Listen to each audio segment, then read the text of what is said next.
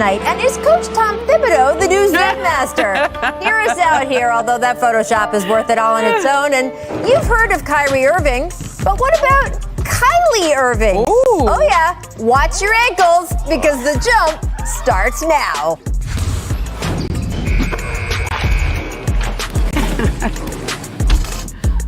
Welcome to The Jump. I'm Rachel Nichols alongside NBA champion, and he now has the ring to prove it. We made sure that happened last year. Matt Barnes, and also our senior NBA writer, insider, all of the things, Ramona Shelburne. Right. We have got so much on deck today, starting with the back cover. Let's start here. The back cover of the New York Post, not for the faint of heart. Having a bad day, they'll make it worse. Right. Having a conflict, yeah, they'll rile it up. And I'm not even going to get into the Post cover after the big press conference Tom Brady gave during the whole Deflategate thing.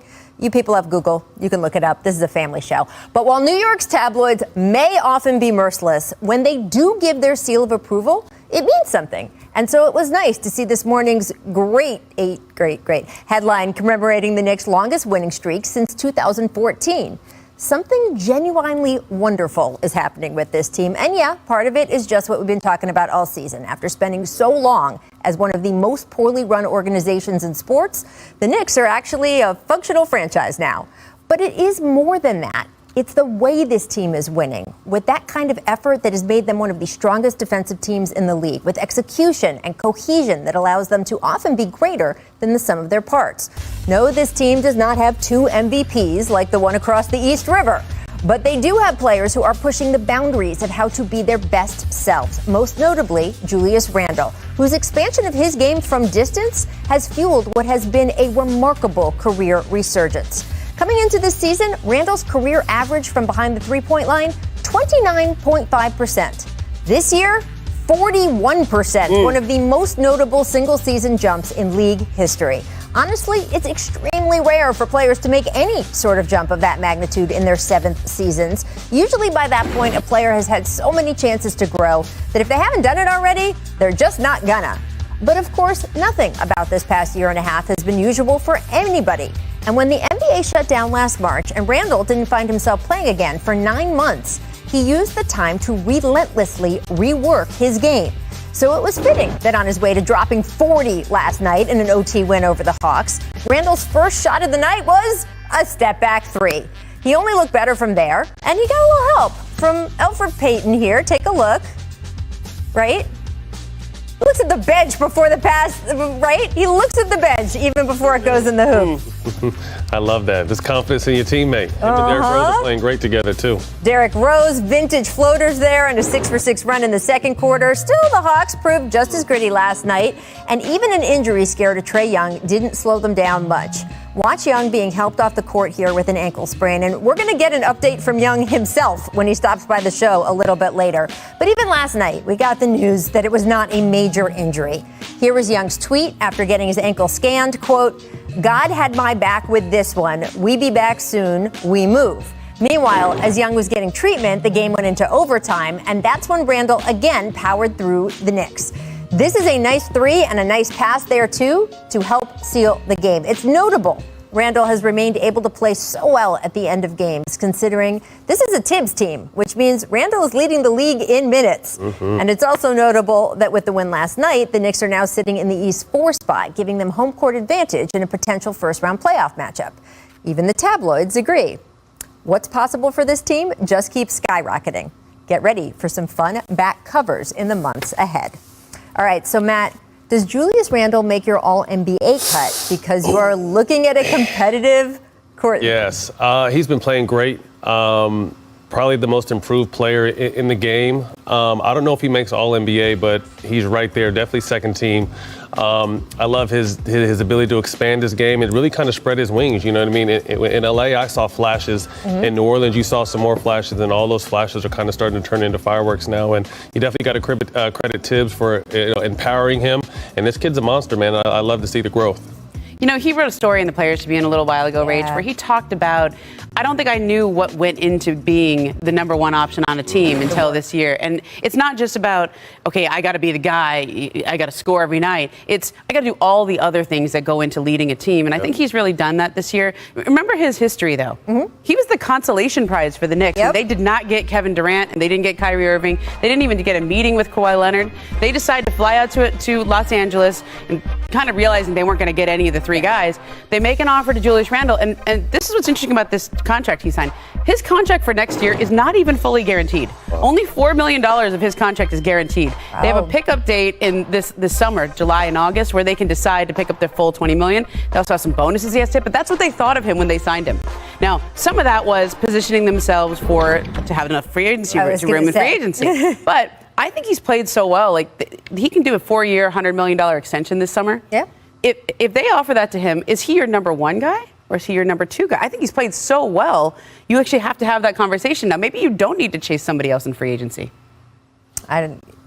That'll be a good question. I think that's a great question. I think he might need one more guy to ride with him, but I love what he's been able to do out there. Like I said, to have your team in the fourth position, Knicks fans aren't accustomed to this in a long time. So I'm happy to see. I think LeBron said it too, just basketball is better when the Knicks are relevant, and they're definitely doing a great job this season. Yep, absolutely. And you saw that list with the front court players. It is a crowded field, but he is definitely making his case. And I'm not even asking about most improved player because I think he's got it locked up. I really do. And it's just such a great example of the way hard work pays off and that it's never too late, right? I mean, the feeling in the NBA so often is like, oh, we know who everyone is by year 5. Well, that's not true for basketball players. It's not true for all of us as people. Like, I mean, it's a lot of it depends on your situation. And you see, and I brought this up before, but that Laker young core, they did a great job drafting. Those kids just didn't get a chance to spread their wings there. So you're seeing Ingram come into his own. You're obviously seeing Randall come into his own. Josh Hart, Lonzo's been up and down with injury, but Lonzo's actually spread his wings too. So a lot of the stuff that people want to give up on in 2 or 3 years because they haven't met some kind of expectation, a lot of it depends on your surroundings. And these guys have found good situations, and they've been able to show what kind of talented players they are. Well, there are a lot of guys on that team that are fun to watch. Knicks rookie Emmanuel Quickley said that Coach Tibbs declared a, quote, blackout day for today and was considering revoking the players' key card access to the practice facility. He hopes the team will take a day off to rest. I just want to reiterate that. Tibbs is preaching rest. Ramona, those words have never come out of my mouth before. Has his success with this young team more a byproduct of him evolving as a coach or just simply leading the team in the manner that he feels is right on the day he feels it? I think he's really evolved, Rachel. I mean, you saw him. We were always out here in Los Angeles. When he was off, when he was done in Minnesota, think about what he wanted to do. He was always here in LA in Doc Rivers' locker room. He was traveling around the league trying to learn from other coaches, other programs, and how they ran their operations. I also think you have to credit Leon Rose here. This is what happens when you have two people from the player agent world. Leon Rose, World Wide West. In that spot where they say they know what players want. They know what's important to players, and I think you could say that, but it's another thing to do it. And we talked about Julius Randle earlier. Julius Randle's agent is Aaron Mintz. Aaron Mintz worked very closely with Leon Rose when they were both at CAA. So I think that really helped to do the buy-in, for all of those players to buy in, and then not only buy in, but back it up organizationally. Like when you say you're going to do something and then you actually do it, it means a lot. I think this is kind of Tibbs 2.0. You hear notoriously that he's an old school coach, tough, but I think this day and age is that old school stuff is kind of out the window. So I think he's been able to, like Ramona said, kind of fine tune his principles, understand what he wants to give, and then he kind of took a step back, which I think is important because you hear, horror stories, so to speak. And I've never got a chance to play for Tibbs. I don't have anything, bad to say about him, but you hear stories. But I think now more than ever, this is the players' league, and I think he kind of understands that, and he's taken his foot off the gas a little bit and kind of been more of a, okay, guys, what are we doing instead of this is what we are doing. I also think, Rach, this is a staff. It's not just Tibbs. You have to remember, there's Johnny Bryant on this staff. Kenny Payne's on this staff. There's Darren Erman's on this staff.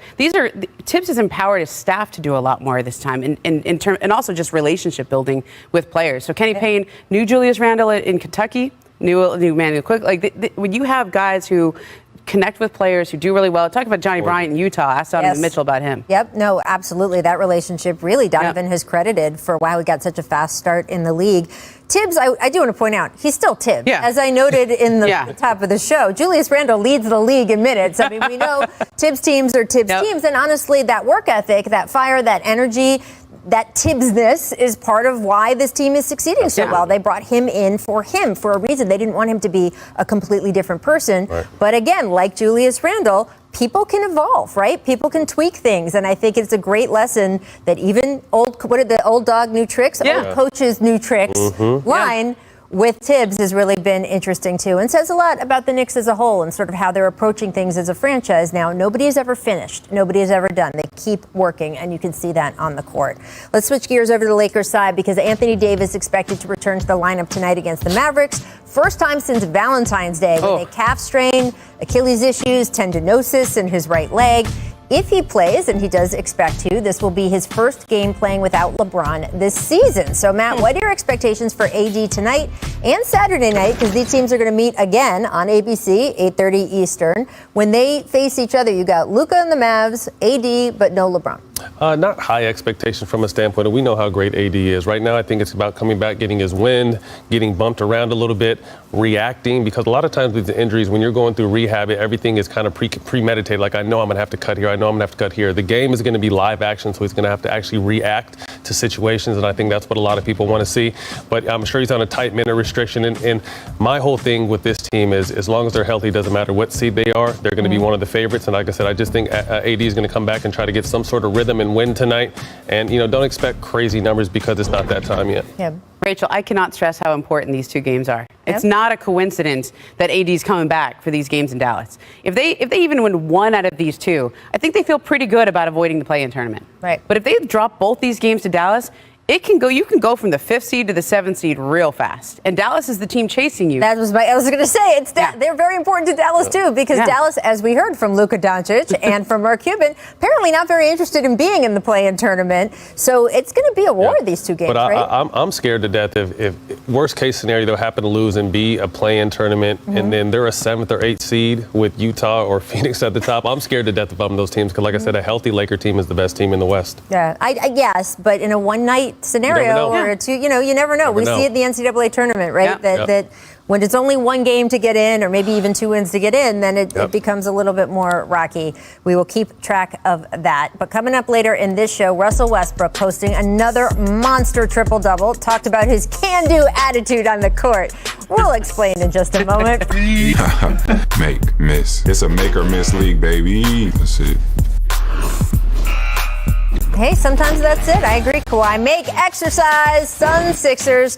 This game was a bit nutso. Watch Devin Booker take the inbound, run in a giant circle, and then end up where he started before hitting the jumper. I mean, Ramona, I'm tired watching him. Yeah, but he's running the clock out. That's all right. Great clock management. Foul him, man. Jeez. Great clock management. They don't want to foul Book, though. No. I'm excited to see that he has a nice running mate in Chris Paul because I've always thought he's one of the great young players in the game. This is a hell of a road trip for Phoenix, though. Yeah. Good wins. Milwaukee, no Philly. Hell of an everything for Phoenix, right? The last week, the last month, the whole season. It's been so good. Our resident Suns fan on our staff, our researcher Michael Schwartz, he's just smiling. He's been so happy this year. All right, Miss Hometown Rims. Just a little more than 10 seconds later, same game, CP3 missing the free throw, up by 3 with less than a second left. And we showed you this at the top. Embiid almost pulling off the miracle from 94 feet. How do you feel, Matt? That's a great shot. I mean, if it would have went in, obviously it would have probably been the shot of the year, shot of the last. That was all the way down. Look how far down that went. The cylinder. Yeah. Now that, by the way, this is on the bottom of the screen. No, he would not have won an MVP on that shot. Producers like a Heisman pose right there. But That's it would amazing. have been a fun thing. And now I can hear everyone in Denver. Right He there. missed it, so he should never be at me. Yeah. He didn't grow up playing football or baseball or anything. I don't even know he knows how to throw like that. That's pretty good. Meg showing off Grizz clips. Watch the fancy handles from Ja. Look at that little fake out. Fake out. Then drilled the 3 over Zubac. Poor Zoo. I mean, he was like, just don't fall down. Please don't fall down. I know. We were trying to rank who the most fun players to watch in the NBA this season. Definitely one of them. Ja's in the top 5, right? There's no question. Oh, yeah. And they got, what's his name back, too? Jaren Jackson Jr. Jackson's back now, too. So happy to see that. I like that Lou Williams head nod right there. He's like, Yeah, okay. I see it. Man, he saw the big guy out there like, oh. I know. So it's encore moves like this. It's, of course, the dunks. It's the dunks that don't make it. But my favorite is watching him trash talk because this young man is scared of absolutely no one. All right, miss everything. Warriors, Wizards. Real nice ISO here from Andrew Wiggins. Oh. And all that, too. Hey, Airball. That is an airball, and normally you want to talk. That is a hell of a move and a very Right? skilled, difficult move that he put on. I mean, look at the guy didn't even put his brakes on. He's just like, all right, you got me. He just happened to airball the shot. That's a hell of a move by Wiggins. Yeah, I mean, Got to make it, though. I don't want to say anything too mean. That could be something real mean. I mean, look, it's such a good move. It looks good. It looks like it should be an all-star, and then it's an airball. You know what I have to say?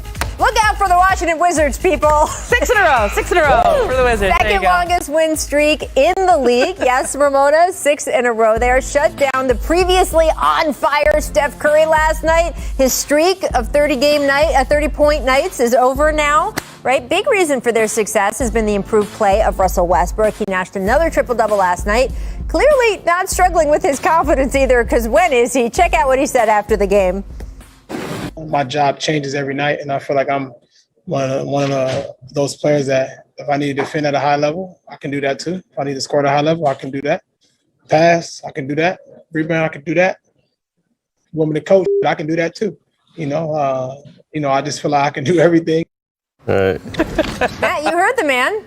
Would you like to be coached by Russell Westbrook? Probably not coached. I would have loved to play with someone like Russ. I mean, if you're going to war, Russ is someone you guys take. I think he's undervalued and underappreciated, and he's made the triple-double look so easy that I don't think we appreciate how actually hard they are now. I mean, he's on the verge of breaking Oscar Robinson's record. I'm not sure how many, I think 12 or 11 away from breaking his record, but Russ is one of those guys, no matter what, you know what kind of effort you're going to get from when he's on the court, and he took a bad situation. People thought, man, is he going there to end his career?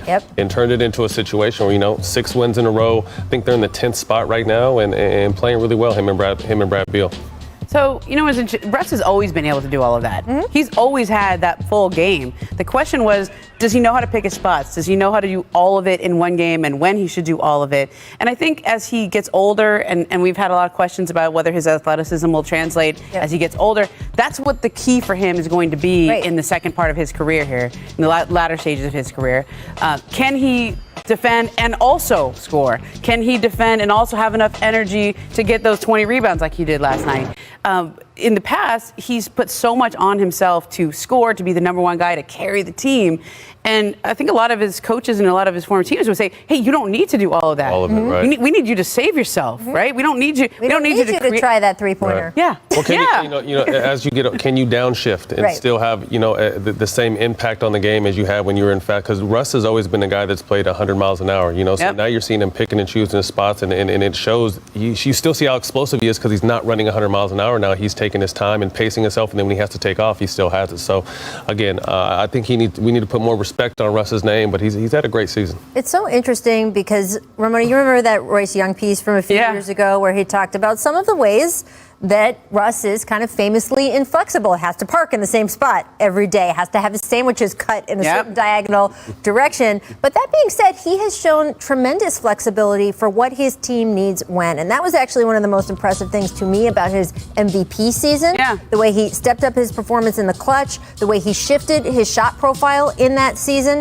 And then we saw some regression from that of being willing to be that flexible. Matt, what is the journey as you age in this league to kind of accept, hey, this is changing for me and I need to make changes too? It's important, and you have to, like you said, the last part, you have to adapt your game to where you're at as an individual. Obviously, our minds, the older we get, the sharper our minds are, but just our bodies don't follow. And that's one thing Kobe said. He's like, my mind is sharp as ever, just my body can't keep up. You know what I mean? So I think Russ is one of those guys, probably the most explosive point guard we've ever seen in the history of the game.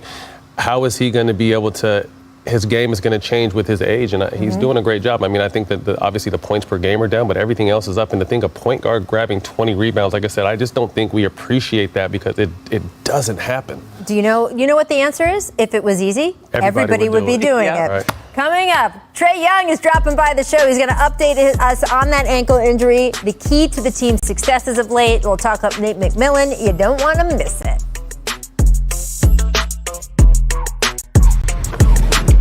Most exciting young players in the league, dazzled in his rookie year, named an all-star in just his second season in the association, and now steering the Hawks toward a playoff berth. Trae Young, welcome to The Jump. Hi. Hey, Rachel. How you doing? It's so nice to see you back here on the show, and I especially appreciate you dropping in after that ankle sprain last night. Third quarter against the Knicks.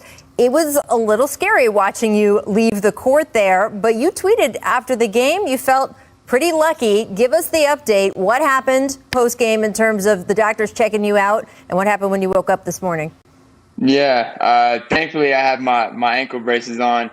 It definitely stopped it from going and twisting a little bit more. And I thought it could have been worse. But it feels a lot better. It's still sore. I'm getting an MRI here in a little bit to see if there's any more, but a lot better than what it felt in the moment for sure. Well, that is very, very good news because you guys don't want anything to disrupt the sort of momentum that you've had over these last few weeks. By the way, before we talk Hawks big picture, when you talk about protective, gear you've got, like the ankle stuff, you're rocking some pretty sweet goggles to protect from that eye injury you suffered last weekend. I just need to know if the goggles are here to stay as well. Yeah. The goggles is something I had to try. Something we had to come up with. To help protect my eye. Got hit against the Bulls earlier this week, and just had to go with something new. I don't know if it's a good look or not, but I needed it for protection. I don't know. We can see if you can play in sunglasses. I mean, we can look into this stuff for you, Trey. Okay. We needed the different tints for sure. Exactly. Now, look, this would be your first trip to the playoffs if you guys continue the way you're going. The Hawks are in the 5th spot, just a half game behind the Knicks. So how does it feel to be this late in the season and now playing with these playoff implications? New experience for you guys. It feels a lot better. It feels a lot better than the previous years, obviously. Winning a lot more games. Matter a lot more too, and you feel it.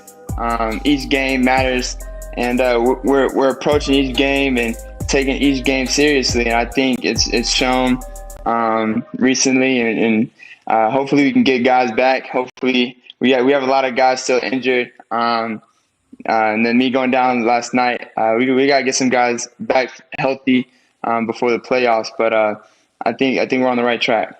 That track really has gotten a boost from your new coach, Nate McMillan.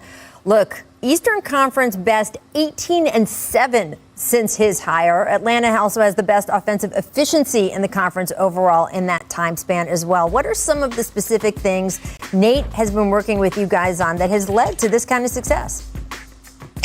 I mean, it's been a big collective unit. I mean, Nate has came in and done a really good job on just giving a lot of guys confidence, and everybody's just playing free, and everybody's just playing for each other, and it's been a big collective unit, and you can tell the chemistry everybody's playing with, and the joy everybody's having right now, and it's fun, especially when you're winning. That makes it a lot better. When he first took over, what conversations did you and he have about your role, what he wanted from you, his confidence in you?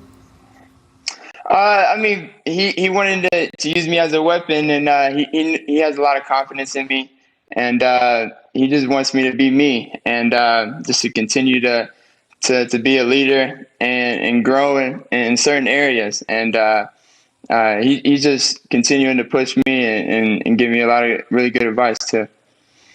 Well, I want to switch gears a little bit here because after a jury found former police officer Derek Chauvin guilty on 3 counts for the murder of George Floyd, you posted on Twitter, quote, "long overdue," and then you followed up with the message, quote, "way more work to do." So what does that work entail for you? I mean, for me, after seeing what happened and hearing the verdict, I mean, my thoughts were obviously excited for a second, and excited that some accountability was shown, and so that was the main thing for me, and I was excited for it at the moment, but also sad because we had to lose a life for it, and for me, that's the thing, is that we have way more work to do as far as a society, and a country as far as moving forward and trying to get away from this racial and inequality and injustice system that's going on. And for me, I just feel like there's way more work to do. Look, the Hawks, real leaders over this last year in the fight for civil rights, the fight for voting rights, and it has made a difference. We have seen it have implications going all the way to the U.S. Congress. So your team is making a difference, and you, my friend, are headed to the NBA playoffs. Good luck with the ankle. I hope the MRI goes okay. And the rest of the way here, we will see you in the postseason. Always fun when you drop by, Trey. Appreciate it. Thank you for having me, Rachel. And the rest of you stick with us. Coming up, Steph's 30-point-plus streak did end last night, as we mentioned. But after seeing what he did over the last 11 games, would you bet against him in a play-in scenario? We accomplished so far, but we're not done yet. Julius, congrats. New York, we here. New York, we are here. Let's go, Knicks. Are they the best team that's ever played in the NBA, Jalen Rose? They got to worry about fighting off the Hawks. Let's start the show.